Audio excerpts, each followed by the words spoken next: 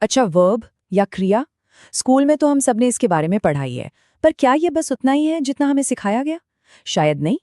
चलिए आज पता लगाते हैं कि क्रियाओं की एक पूरी छिपी हुई दुनिया है जिसके बारे में हम ज्यादा बात ही नहीं करते। तो चलिए शुरू करते हैं। जरा सोचिए, अगर कोई आपसे पूछे क्रिया क्या है, तो दिमाग में सबसे पहले क्या आएगा? शायद वही स्कूल वाली परिभाषा है ना, जो हम सबने रट रखी थी।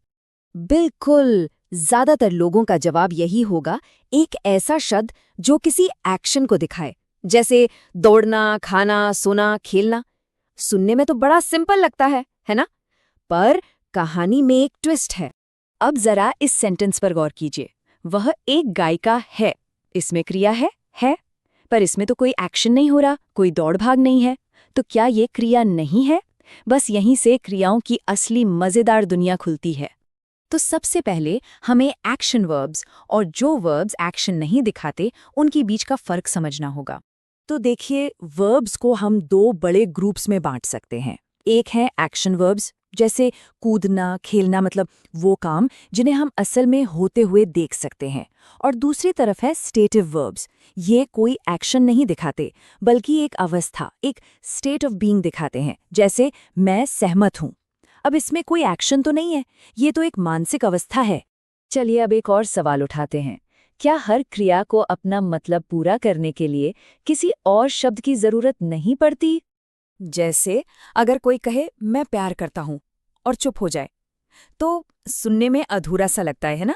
तुरंत मन में सवाल आता है कि भाई किससे? ये वाक्य अधूरा इसलिए है क्योंकि इस क्रिया को, इस वर्ब को अपना मतलब पूरा करने के लिए एक ऑब्जेक्ट चाहिए।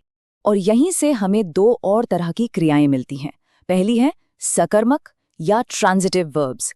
इन्हें अपना मतलब समझाने के लिए हमेशा एक ऑब्जेक्ट, एक साथी की जरूरत पड़ती है, जैसे मैं अपने देश से प्यार करता हूं। और दूसरी है अकर्मक यानी इनट्रांजिटिव वर्ब्स। ये अपने आप में पूरी होती हैं, जैसे वह हंसी। बस, बात खत्म, कोई ऑब्जेक्ट नहीं चाहिए।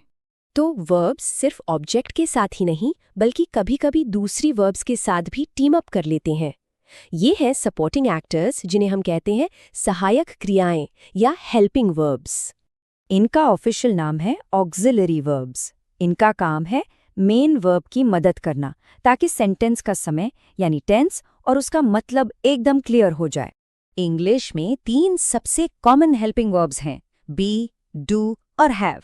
और जैसा कि हम देख सकते हैं, इनके कई अलग अलग रूप होते हैं जो वाक्य में इस्तेमाल होते हैं। इन्हीं हेल्पिंग वर्ब्स की एक स्पेशल कैटेगरी है मॉडल वर्ब्स। ये सेंटेंस में एक अलग ही फ्लेवर जोड़ते हैं। जैसे किसी की क्षमता बतानी हो तो कैन या कुड यूज होता है, किसी से परमिशन लेनी हो तो कैन या मे, कोई संभावना दिखानी हो तो माइट, मे, या फिर कोई मजबूरी या जिम्मेदारी बतानी हो तो मस्ट या शुड का इस्तेमाल होता है। अच्छा, अब बात करते हैं कि वर्ब्स टाइम ट्रैवल कैसे करते हैं, मतलब पास्ट टेंस में कैसे बदलते हैं। यहाँ भी मजे की बात यह है कि इनके दो अलग अलग तरीके हैं। एक है हमारे सीधे साधे रेगुलर वर्ब्स।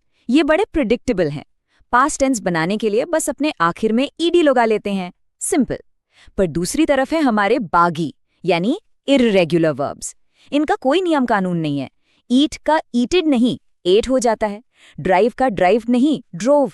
इनका कोई लॉजिक नहीं है, इन्हें तो बस याद ही करना पड़ता है। चलिए अब आते हैं वर्ब्स की सबसे मजेदार और हाँ, शायद सबसे कंफ्यूजिंग कैटेगरी पर। ये वो वर्ब्स हैं जो दूसरे शब्दों के साथ जुड़कर एक बिल्कुल ही नया मतलब बना लेते हैं। इनका नाम है फ्रेजल वर्ब्स। ये बेसिकली एक टीम है जिसमें एक वर्ब और उसके साथ एक प्रेपोजिशन या एडवर्ब होता है, जैसे take off, put on, get away with. और इनमें सबसे ट्रिकी बात क्या है पता है? इनका जो मतलब निकलता है वो इनके शब्दों के अकेले के मतलब से एकदम अलग होता है। मतलब आप टेक और ऑफ का मतलब जानकर टेक ऑफ का मतलब गेस नहीं कर सकते।